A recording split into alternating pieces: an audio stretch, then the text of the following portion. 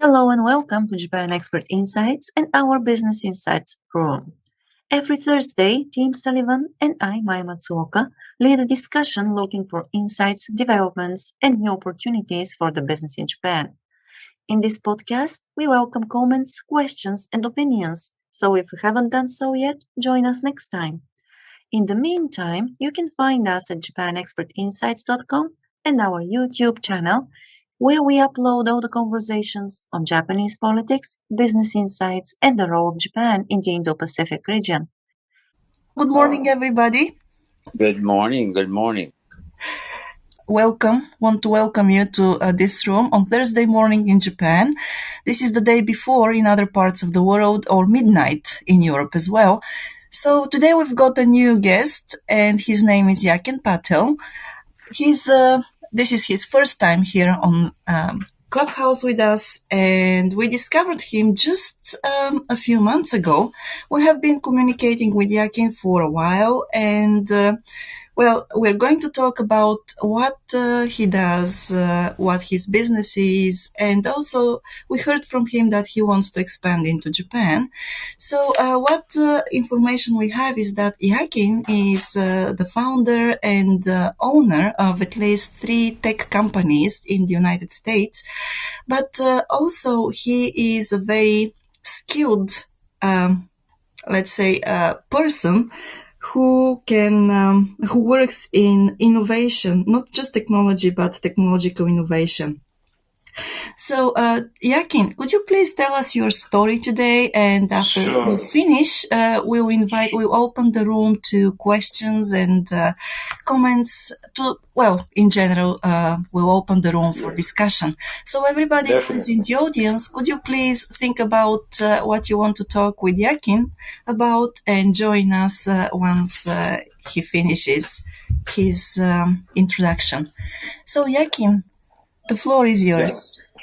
Thank you, Maya. Thank you, Tim, for arranging this. Hello, everybody. I am Yakin Patel. I live in a beautiful place near Los Angeles in California. And I have worked for about 20 years across different companies within the United States. And then I decided to get on an adventure of my own. So I started my own company, tech company, with the 4 people about 10 years ago. And through my own network, word of mouth, we kept on getting more exciting projects. And we built different software across multiple industries. You name it, from manufacturing to finance to e-commerce and the healthcare. And we have had customers in Germany, in the UK, in Ireland, US, and Canada.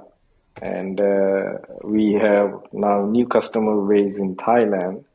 And of course, my team is all over the globe. We are now at about 63 to 70, somewhere in that range, total team member. We are spread across three different countries, and lately during the COVID phase, most of my team was working remotely. And during that time, we built a brand new hospital information system for a private hospital in Bangkok. And it was all built remotely and delivered remotely. It is working in the cloud for almost a year now. So that is a brief introduction on my past and the recent history. What my passion has been around innovation, and we take pride in building very innovative software that can help our customers, and it solves a problem for either at the organizational level or a societal level. And lately, what I have been gaining more interest in is a healthcare space for especially elderly people, right? So, and it's not just one country that I have interest in, but I am looking at Japan, and I understand the aging population there, and there are some challenges there in the healthcare space, and I would want to explore that and see if we can expand into Japan. But beyond healthcare, also we are open. That's not an issue. So it's been a journey for 10 years to build the company. I have had all kinds of experiences, good one and not so good one, but it's all learning, positive things, and we keep going. So I'm hoping to expand into Japan, and this is my foray into understanding how to build relationship and how to expand in that market. My foreign experience, like other country other than US and India, is so far, it's in Thailand for 3+ years, and we believe there is some similarities between Thailand as well as Japan. That's why we picked Japan at this point to learn and understand, and then hopefully we expand. So with that, I'm open to any questions that I can answer, and then we can discuss. Yeah, thank you for that overview, Yakin. And like I said, we have lots of talent in the room. I think it's just kind of common knowledge for anyone who understands Japan, the challenges of entering the market. There's great opportunities if you can take on the challenges, overcome them, and are patient. Sometimes it takes more time than many people believe it will when they try to enter. So we're really, hoping. We have some entrepreneurs in the audience. Again, we welcome, Right. we welcome anyone who wants to come on stage. We'd love to get a discussion going. Maya, any thoughts? Yes, I actually wondered because during our previous conversation, Yakin, you talked about hospital and technological advances in the hospital care. And could you please tell us a little bit more about what you mean by that? Right. Because So there is a lot, which can be done there, yes, but a little bit yes. more detail will be helpful, I think. Yeah, sure. So let me give you a kind of a industry perspective first, and then I will get into innovation aspect, right?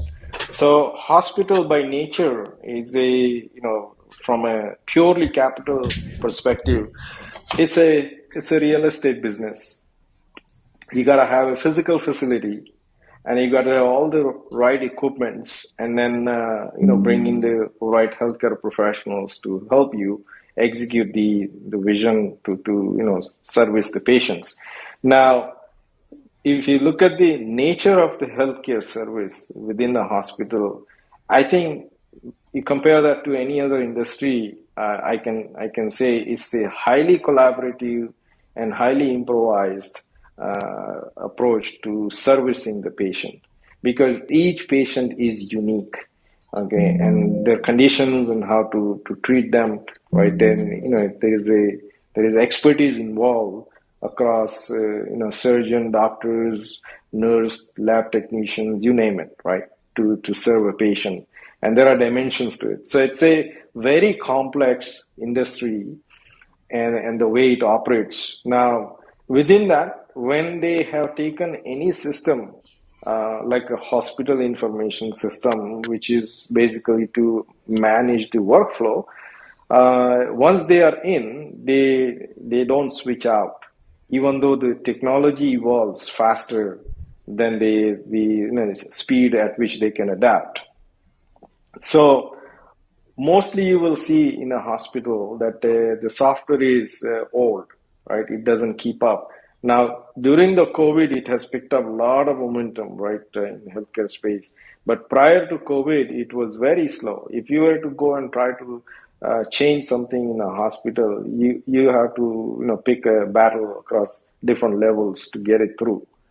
So when we found this opportunity, it basically became necessity for them that the existing system was failing, not being able to maintain, and they were looking for a right solution that can last for another 5-10 years minimum. And this is where they came to us, and then the client at that time they were just client, and they say, okay, can you build something unique that fits our hospital? And we say, we will never build you just software just for you. Let's build for the industry. So it's an industry view we took, and we say we build something that not only can help you in your hospital, but we can sell it to other hospital who wants to adapt it. Now, within the software design, the old way of software design versus the new way, there is some advantages that we can take because of the shift in the technology that has happened. And what we have done essentially with the hospital information system is build a very flexible architecture. So as the doctors or the nurse demand for some new feature, we can quickly integrate them.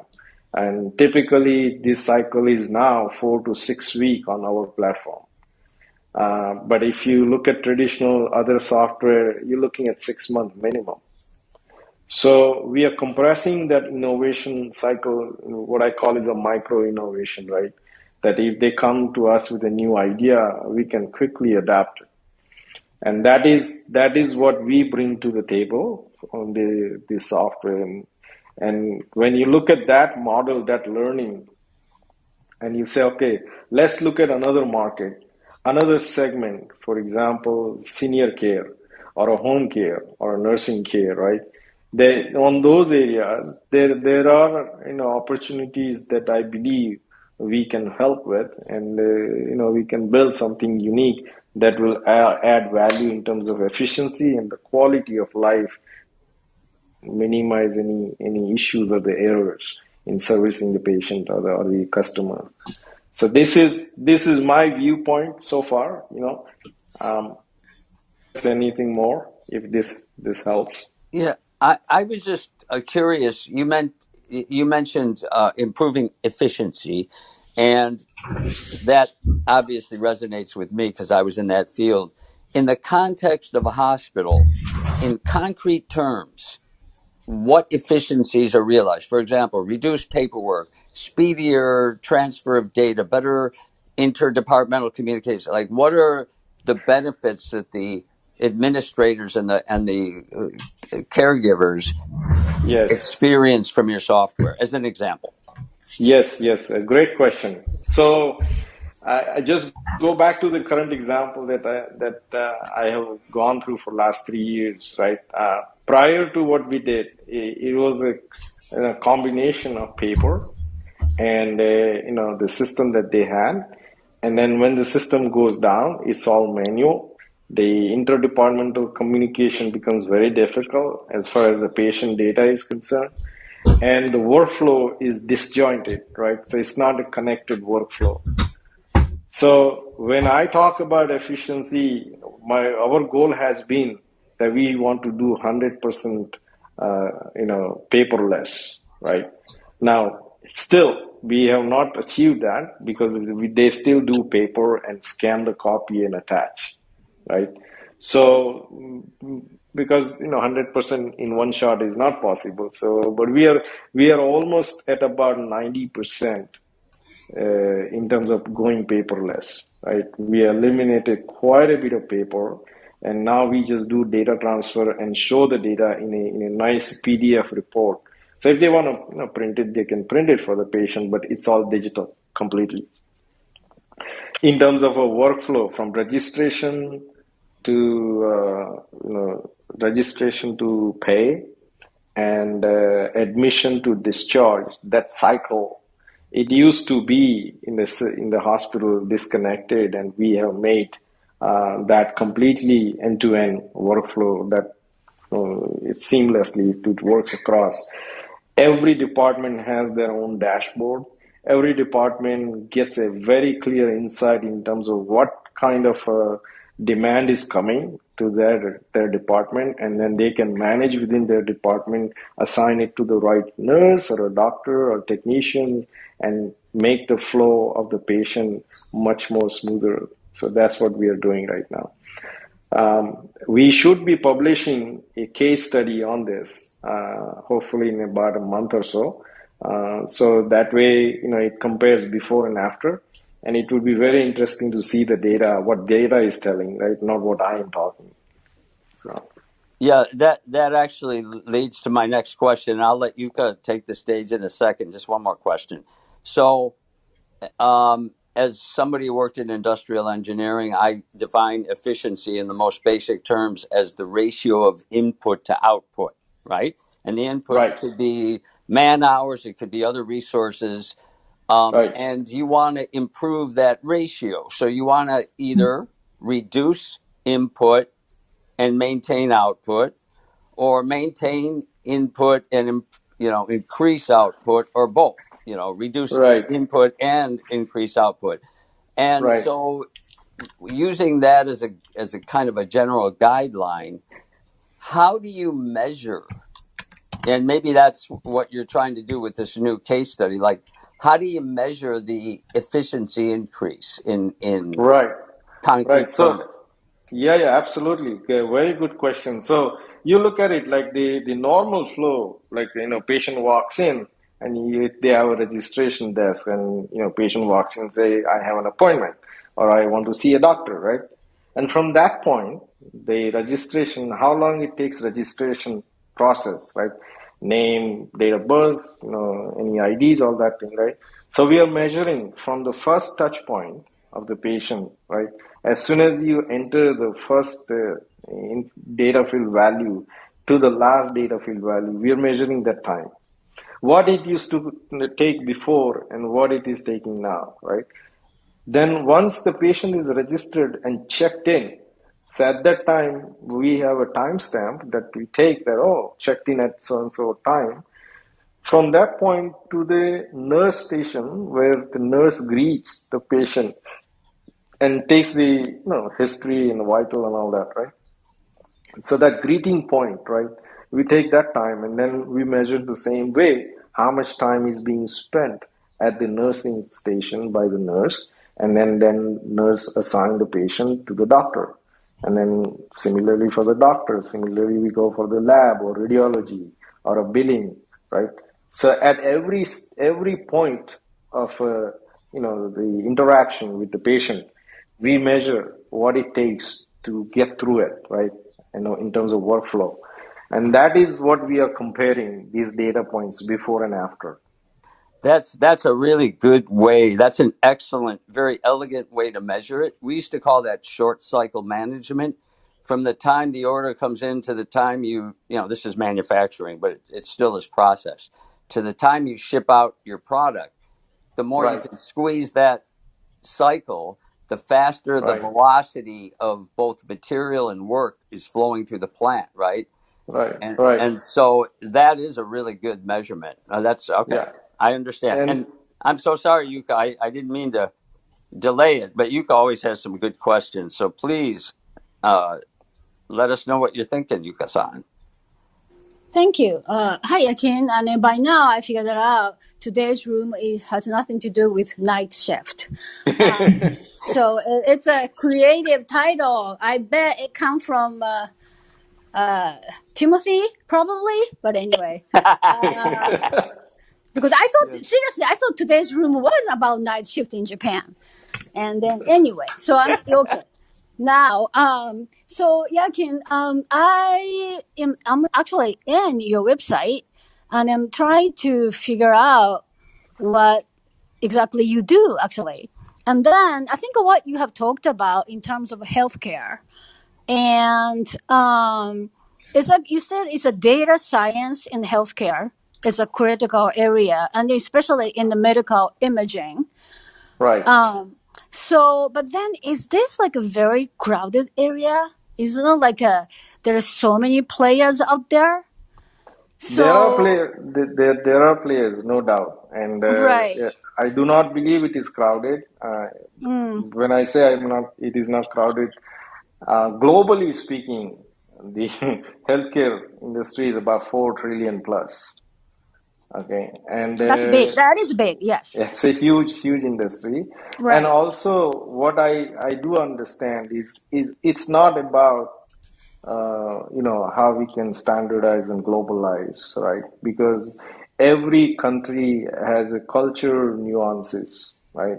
That we have to account for in how do you build your software tools. So I give you a history here, right? Basically, in Thailand, there are at least 10 plus local players and about 3 or 4, US and Europe-based software providers there. But the adoption for the foreign software guys, it's very difficult. Okay, and they are very expensive, 3 to 5 times expensive than the local. When you look at the local players, they do not match the level of quality as well as the structure organization wise. So there is that challenge.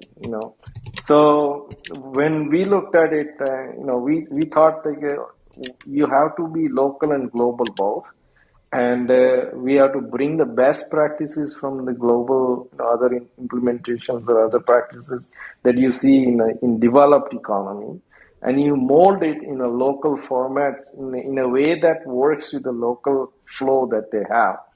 Now, healthcare is healthcare. I mean, wherever you go, but there are some subtle differences that we have to account for, and that helps with the connecting, especially with the on the floor staff as well as the patient, right? So it's very important if you want to succeed. You need to make these guys your partner in success.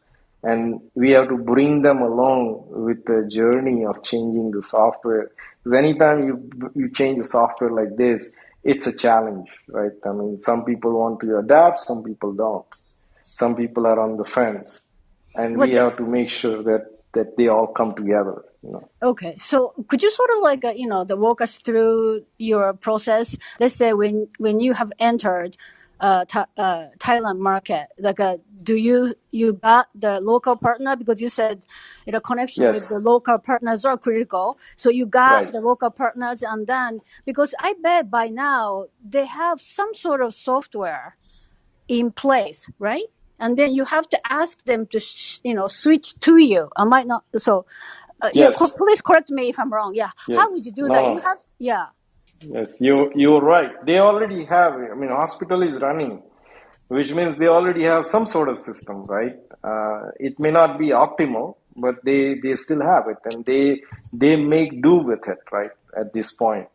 So when we walk in there, we basically partner with the local, the experts and say, look, why not we go and show the value proposition here, okay, what they can get, because the insights they need in order to make management level decision, how many nurses are optimal, how many doctors are optimal, how much of a medicine input or the supply input that is optimal in order to make sure that the growth and the profit that they are looking at is decent enough to grow the hospital business.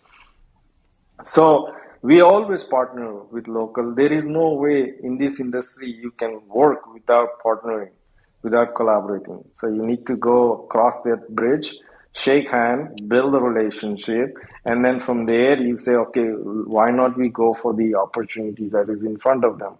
And then we build a business case before and after in terms of the forecast, in terms of the benefit, tangible benefit in terms of dollars and cents, and then we also look at the intangible benefits. So I wanted to touch on the intangible benefits also, because for example, if your system is kludgy and it breaks or it stops on and off, the doctor gets frustrated. If the data entry design that is in the old system complicated, it takes longer time, and the doctor is looking at the screen or a nurse is looking at the screen. Well, when you're looking at the screen, patient is in front of you, and you have to have an eye contact and talk and look at them and say, look, interact with them in a meaningful way. Even if it is 5 seconds more or 10 seconds more, it makes a huge difference. And that, I believe, is not measurable, right? How do you measure intangible benefit that the patient is experiencing? Obviously, it's a long-term effect, right? The more and more patients stay and come back, or they spread the good words about the service. That's something that we cannot measure. The only way we can measure right now is just the intangible side of it, right? So that's what we can do. Hopefully, that gives an insight in terms of how the business is doing. So that's you're right. I mean, we have to partner and we have to work with the existing team so that it is beneficial for them and it's beneficial for us. Okay, so yeah, those are the great responses. So for the last question for now, Sure. so you're planning on taking this very similar approach to Japan? Yes. Okay, so Yes. you're gonna look for a partner. Yes, absolutely. I believe in partnership, right? I don't think we can go alone. It's not possible, and also it will be a longer cycle if you do that. So life is good, but it's short too. So let's run as fast as we can. Oh man, that's yeah. Yuka, did you have any other questions? No, for now. I'm Okay. sure I'm gonna have some later. Okay. Thank you. So yeah, you touched on something, Yakin. When you're introducing change, I have witnessed many failed implementations where some kind of new technology was brought in. It could be software, it could be automation, and the people using it, the workforce, weren't properly sold. Some of it's salesmanship. You got to win them over, at least a Yes. percentage of them, right? And Right. so that approach to implementing change, to me, is the key. You could have the best technology in the world, but if we call them mind technologies, if you don't kind of help the soft, the gray matter side of it, and get people on board and be strategic about implementing that change, then again, it's just gonna fail. It's doomed for failure, right? So Yes. to me, that approach is key for any culture that you're adapting to, because it's not Right. exactly the same. I Right. was taught the Japanese way, but when I implemented this basically philosophy and approach in the US, even though a lot of it was based on American principles, I had to adapt the Japanese version to the US to make it work, Right. so I could implement Right. that change. So to me, this is a comment. Aside from getting a good partner that you can trust and work with, the other is being able to implement that change. Marrying the Right. human with the technology. Does that make sense? Yeah. Yes, absolutely. And I can agree 100%. As I went through, I mean, I was not even planning to be in Thailand. Okay. I was I was just traveling, I mean, passing through, and I met people. One thing led to another, and I ended up having a new connection in a hospital, and that's how I started to work. But when I learned about how to operate in that environment, all the things you said, I had to adapt similar way. Okay, so you have to bring people on a journey with you, and it's a collaboration, it's a partnership. It's not that I'm forcing a change on them. That never sound good, right? If you external entity going in making the change, but you say, look, if you do change in this suggested way, or let's invent together how we change. Invent together is the key, right? Let's work together and figure out how we can change for the better. And it is a dialogue. It's not a monologue, right? And we just had to be sitting with them, at the nurses, doctors, technicians, and understand it, what makes their life difficult and how we can find solutions, right? So in a software world, we call it agile method, right? Agile method is what we use nowadays, where we build incrementally and deliver some small value, and then come back and add more. Right? It's a iterative cycle. Now I eat my own dog food, right? If I apply the agile process in my development side, I can apply the same thing with my customer, my collaborators, right? Because we have to show some success, small success, and that builds that confidence, that builds that trust. And then once the trust is there, even if there are challenges, it's not like they dump you, nothing like that. They work, they stay, and they try to work with you to solve any challenges that come. So it's, again, all these basic human dimensions are there. I mean, and I tell all my team, right? We do business with people. We do not do business with machine, right? So at the end of the day, it's a machine is just a tool. Software is just a tool, but we are doing business with people. There are people on the other side of the screen. You have to think about them, right? It's not just, okay, I build something and I hand it over and that's it, my job is done. That's not there, right? It's a long relationship. So we take our time to build right. Good. That attitude works. So when you're implementing this new software or any change, whatever it may be, one challenge that I think would be of monumental importance, especially in a hospital, is minimizing interruptions in their operations while you make your transition. Right.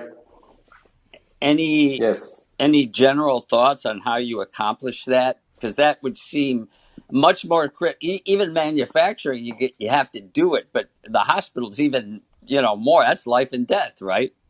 Yes. Yeah. So we have a way to approach that. First thing we do is, when we are designing the software, the workflow, the logic, as well as the forms, the screen design, all that we show them in a what we call is a proof of concept, right? And they can play with it. It hurts nobody, right? It's just whatever you want to do, just click through it, enter whatever data, and they see how it works in actually. It's not hypothetical at that point.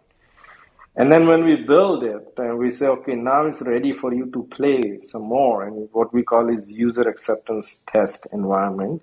So there is no real patient. It's all dummy data, right? Just to enter it and then flow through the process, and that has to match what their expectation is. So we do provide them a playground, sort of playground, that it doesn't touch any actual patient, and they can simulate these situations and understand how the software works. Now, it's very important that when the hospital is in a high flow mode, right, they don't have time, and we can't be going in and interrupting them, right, what they are doing. But when it's a slow time, we just give them a half an hour, 1 hour, say, look, go play, see, I want to get your feedback. And this is what I call is the agile methods that we talked about, right? We show them, we give it to them, they play with it, and then, of course, after they verify everything and it looks good, then only it goes forward. So this is how we minimize that interruption on their side, as well as rework on our side. That's great. That's like a beta or Yes. Yeah. And so you get, not only are you familiarizing them with it, you are getting feedback to tweak it. Yes, and it's on the job learning. Like they gain knowledge about the feature and the function and how it works. Many times, I tell you, they come up with brilliant idea. Okay, because they see that. No doubt, because they work with it every day. Yes, exactly. They know it. Yeah. Oh, that's... And what happens is, this is my best moment working with them. When they come up with the idea, it's just an idea on the board, right? Yeah. And in a week later, we show them the design. In 2 weeks later, we say, okay, go play with your idea now, right? See how it feels. Right. And when they play with their own idea, then they are the staunch change agent Defender, for me. exactly. That's the psychology right there. If it's their Yes, idea, they'll do it. they'll do it. Yeah. Exactly. Oh, that's brilliant. Brilliant. Somebody suggested in one of the conversation that we win their hearts, and then at that point they said, we are one team, one dream. And Yeah. I thought, wow, that's awesome. Why not we take that tagline and put it at the bottom footer of the software, right? And we have it now. And when they see it, they say, oh, that's the one we talked about. So it feels like a completely gelled, team, both sides, right? Development side as well as on the customer side. So Yes, while listening to you, Yakin, I was thinking that all the things, all the points you made, they are excellent points, and they are really, I very much hope that you will be able to expand here into Japan, because there will be a lot of synergies, there will be a lot of positive results, of course, and benefits for the hospitals that decide to work with you. But my point is another one, that in Japan, it's really, really difficult to especially for Japanese organizations, to start trusting a company that comes from overseas. And it is true, especially for companies, small companies, let's say, and businesses in the tech industry, because there is that belief here that it's better to work with a big and established organization.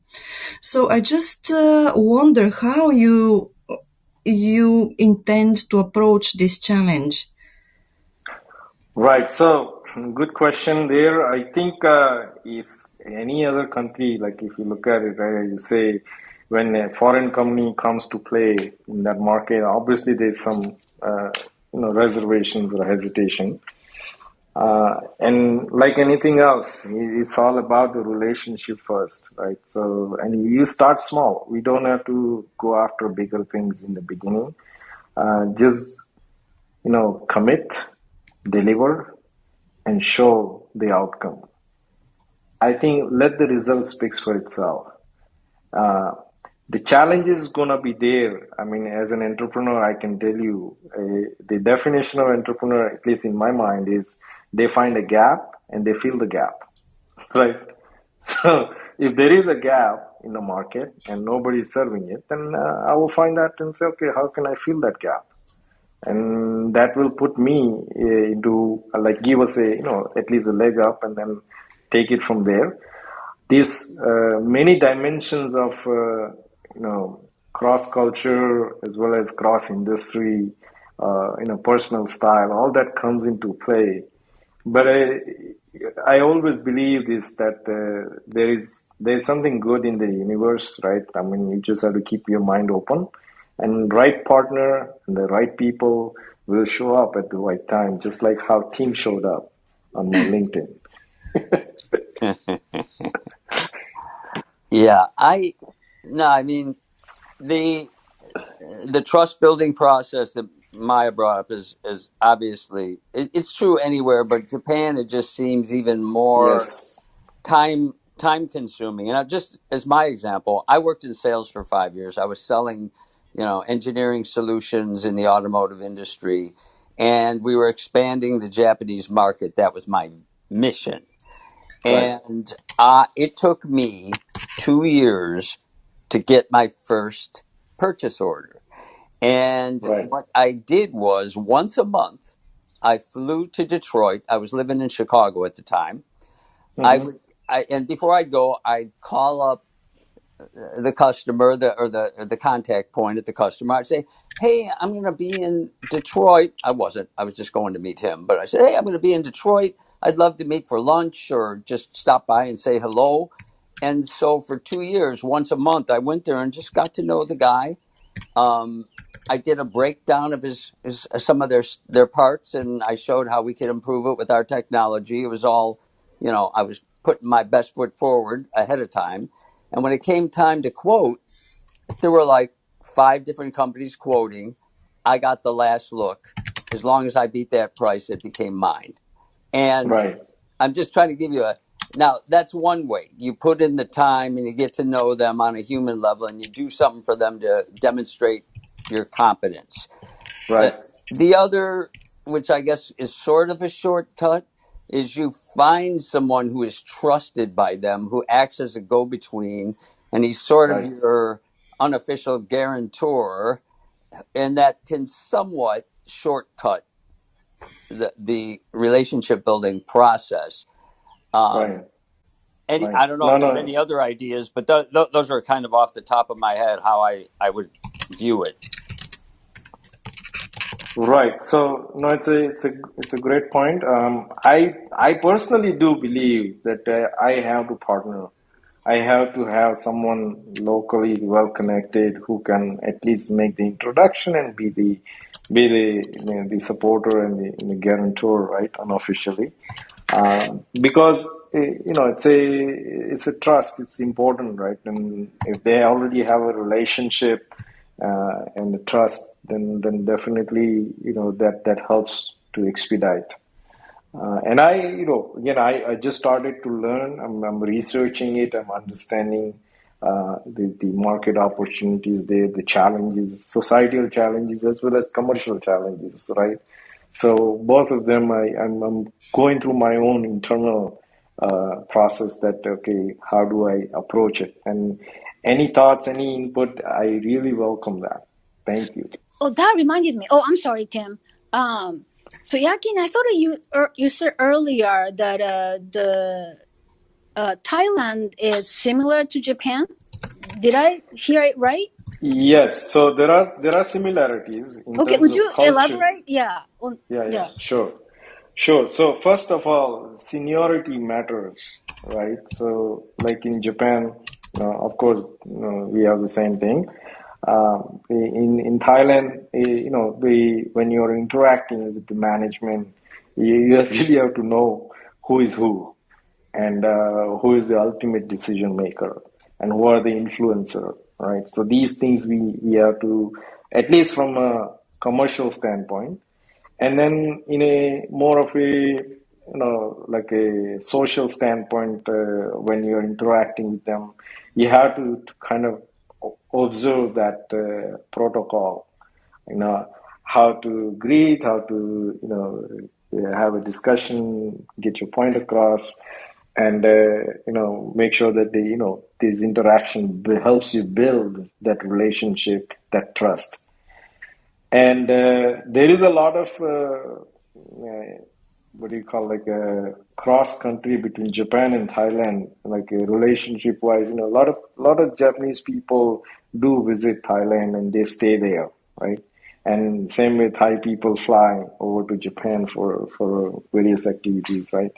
So there is that, bond is there, government level as well as a societal level, that there is this culture, similarities that they have. Now, the Thailand is a Buddhist country, right? A lot of culture influences, from there. And then you look at the way they operate. It's a slow. It takes a long time to make decision, but when they do make decision, they stay with it. It's a commitment they make.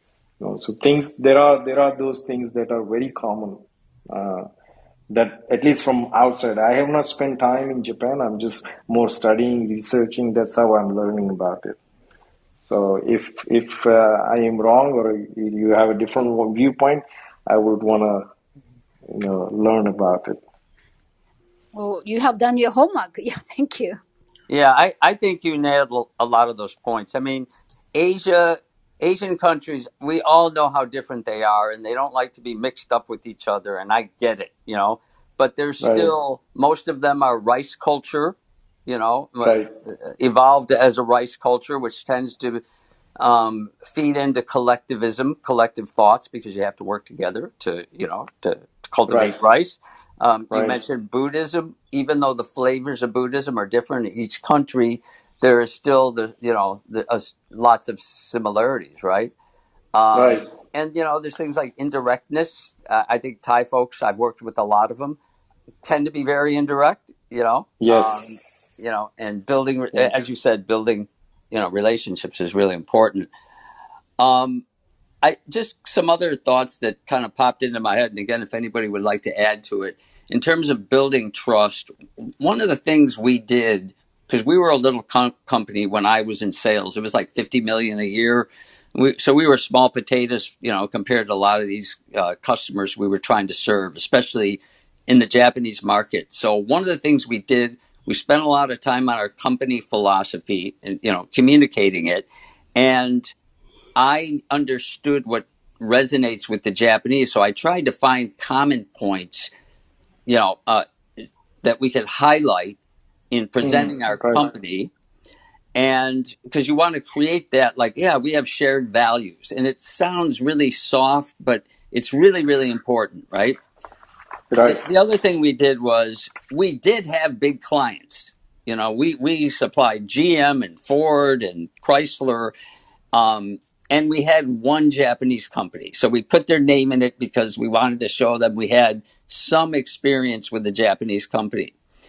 I also put together success stories. I said, here's a part that the customer gave to us. We redesigned it and we reduced the cost from XYZ to, ABC.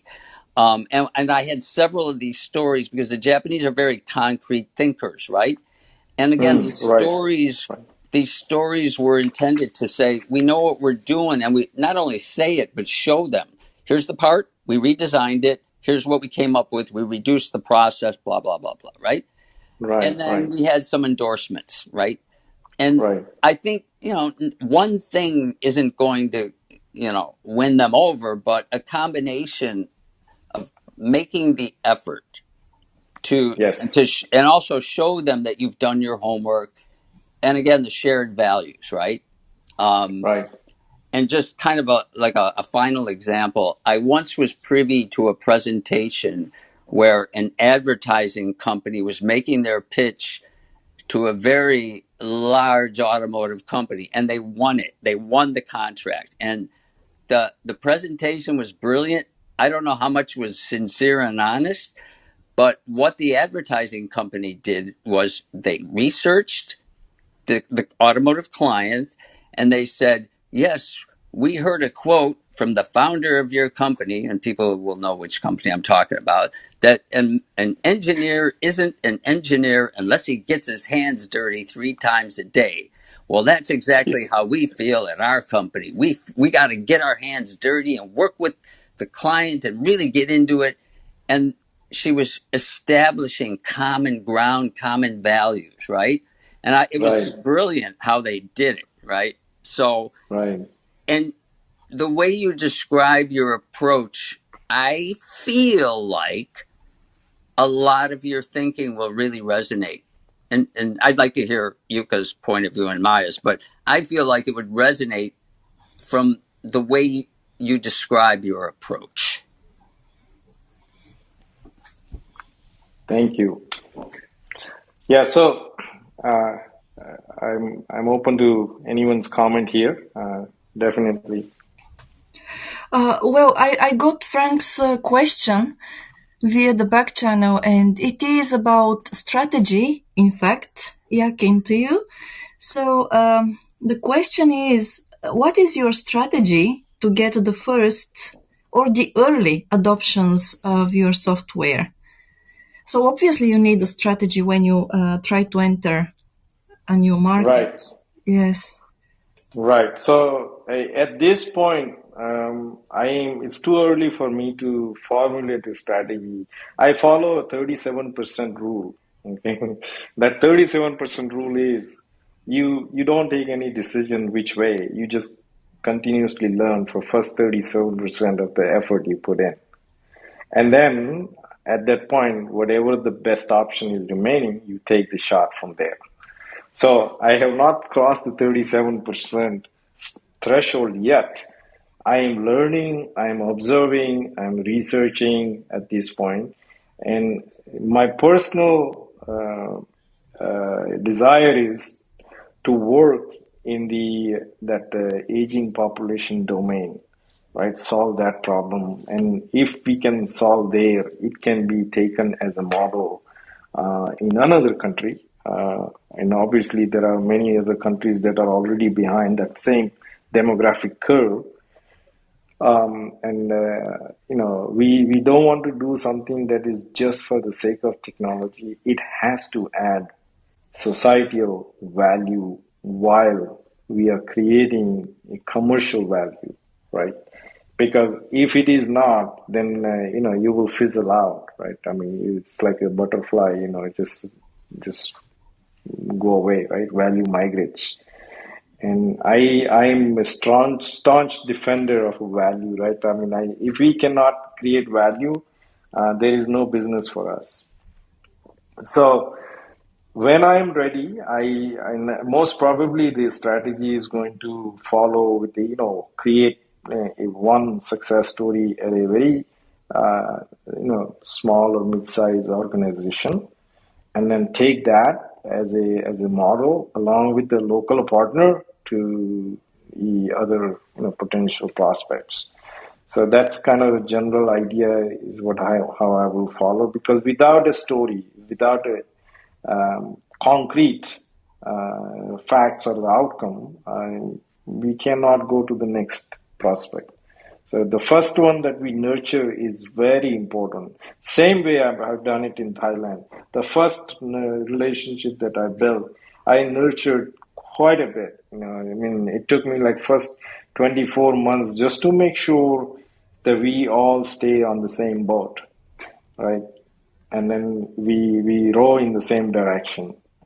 And even during the COVID, right? I mean, the client stayed with us without any hesitation, because that relationship capital that was built in the first 12 months. So I do believe it's going to be long haul. It's not going to be quick. Of course, I'm not in the business of doing some quick turnaround and all that. It's we just build. I am hoping to build something good, and that should add value to the Japanese market. And then we learn, and then we move the same model in different countries, because there is a demand coming up for sure in other countries. Yeah, that's a great answer. Basically, I was trained by, again, Japanese bosses. Tim, don't talk about solutions and what actions you're going to take until you've thoroughly defined the current situation from every angle. And so in making a decision or taking an action, the emphasis was, sometimes to a fault, but defining the current situation. So I feel like your 37% rule kind of is another way of saying that, maybe? Yes, definitely. Yeah, because if you go too early, we may miss a very subtle point, but very important, right? And when you make decisions, right, these are like a type 1 decisions and type 2. Type 1 decisions, you can make mistake and you cannot recover from it. Type 2, you can make mistake and recover. What I really want to make sure is I'm not making gross mistakes in a type 1 category, right? So that, type 2 is fine. The local, small adjustment we can definitely do, right? I mean, it's not, nobody's perfect and nobody's expecting me to be perfect. I'm just a human being, right? And I'm in a collaborative fashion to build something that is valuable. Go ahead, Yuka. Thank you, Yakin. I'm sorry to cut you off, Yuka. You had something to say? Oh, yeah, no problem. Thank you, both. I have a quick question. So, Yakin, Japan is kind of known to be behind digitization curve. I'm sure you have heard that. But do you see that as a challenge or an opportunity? Opportunity. Okay. Same. Thailand is same. I mean, Thailand had 15-year-old software. If you look at the screenshot of it, it will look like a old Microsoft window kind of user interface. Very difficult to navigate. Most of the people are already on the mobile phone. Mobile phone adoption in Thailand is what 96, 97%. Mostly all the transactions, communication that occurs through the mobile phone. And yet in the hospital, they have a 10 years or 15 years old software. And I saw that as an opportunity. Many people, my US colleagues, they told me that a hospital in US is very difficult to get in, let alone hospital in Thailand will be very difficult. And I said, fine. I mean, I did not look for it. It came to me, and it was a universe aligning. So when I got the relationships, seed started, I said, let's see what happens. As I learned more, I really saw that as an opportunity, because here's something that if the example I can give, parallel example, in telecommunication in the US, for example, they had a wired line in the beginning, and then they came to wireless. Whereas in Asia, many countries, there were not even wired line, right, to get a telephone at the home, right? And they just jumped straight from no phone to wireless, right? So that kind of opportunity I see in the Southeast Asia market. So when I saw that, I said, oh, why not? We try, see what happens. And here I am. I am looking at Japan in a very similar way. Of course, it will not be same, but whatever that is, we will figure this one out as we go. I hope you succeed, definitely, for your sake and for Japan's sake. Thank you. Thank you. Yes, definitely. I believe that everybody in the room hopes that you succeed here. And we all know that Japan is a place where we need to set things and work in the long term. So nothing happens suddenly, unexpectedly here, except for natural disasters, of course. But we are not talking about any at the moment. So it is 9 o'clock. Tim? So this is the time when we usually wrap up the room and wish everybody a good day. So if you have any words in conclusion, and then Yakin as well, please go on and let us know now. No, thank you very much, Yakin, for explaining what you do. I think we all agree the need is here.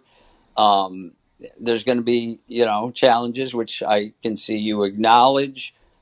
Resistance to change, that you get everywhere. Just some places are tougher than others. So this is just a first step in getting your name out there among some of our, valued friends who are in the audience. Hopefully we can help you not only further expand your network here, but also to get a better feel through these connections on what the current situation is here, and eventually maybe some ideas on how you might approach the challenge. So that's all I have, but thank you so much for coming today. Thank you. Thank you, everyone. And please feel free to reach out to me on LinkedIn. It's the same, Yakin Patel. You can search, you should find it, or we can communicate here on the direct message.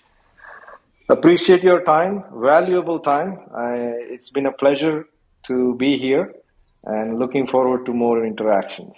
Thank you. Thank you. Thank you. Thank you, Yakin. I also encourage you to follow the people who are in the room, either here on Clubhouse or on LinkedIn, because everybody has a LinkedIn profile as well. So thank you once again. And we're looking forward to hearing more about this project in the near future as well.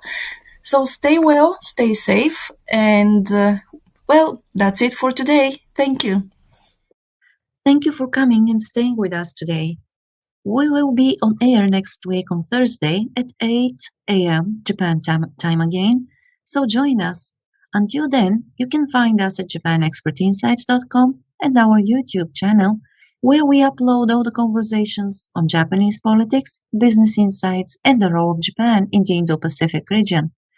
If you want to stay informed about our upcoming events, you can follow us on Clubhouse, LinkedIn, Twitter, and Facebook. Again, we're looking forward to your joining us next week. Until then, stay well and make the best of the day. See you.